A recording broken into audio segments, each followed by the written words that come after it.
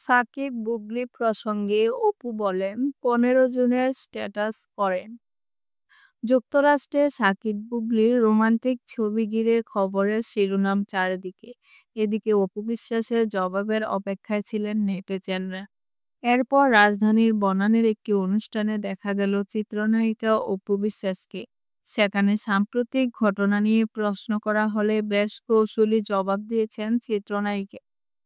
শাকিব খান একাধিকবার সাক্ষাৎকারে চিত্রনায়িকা অপু বিশ্বাস ও শবনম বুবলীকে নিজের প্রাক্তন স্ত্রী বলে দাবি করেছেন। শুধু তাই নয়, এই দুই নায়িকার সঙ্গে ভবিষ্যতে তার নতুন কোনো সম্পর্কের সুযোগ নেই বলেও জানিয়েছেন।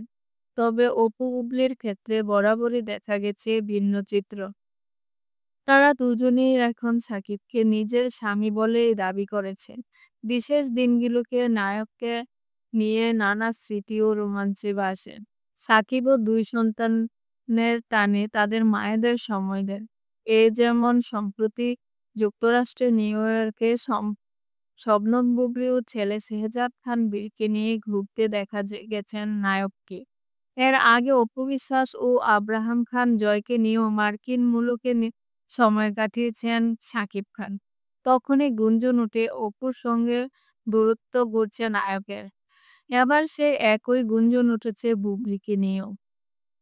সাকিবের সঙ্গে বুবলীকে সুন্দর মুহূর্ত কাটাতে দেখার পর ভক্তরা জানার অপেক্ষায় ছিলেন অপু বিশ্বাসের প্রতিক্রিয়া।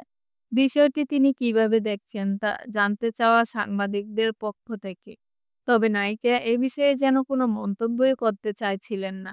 তিনি বরং বলেন, ১৫ জুন তার ফেসবুক অ্যাকাউন্টে দেওয়া স্ট্যাটাস দেখে নিতে।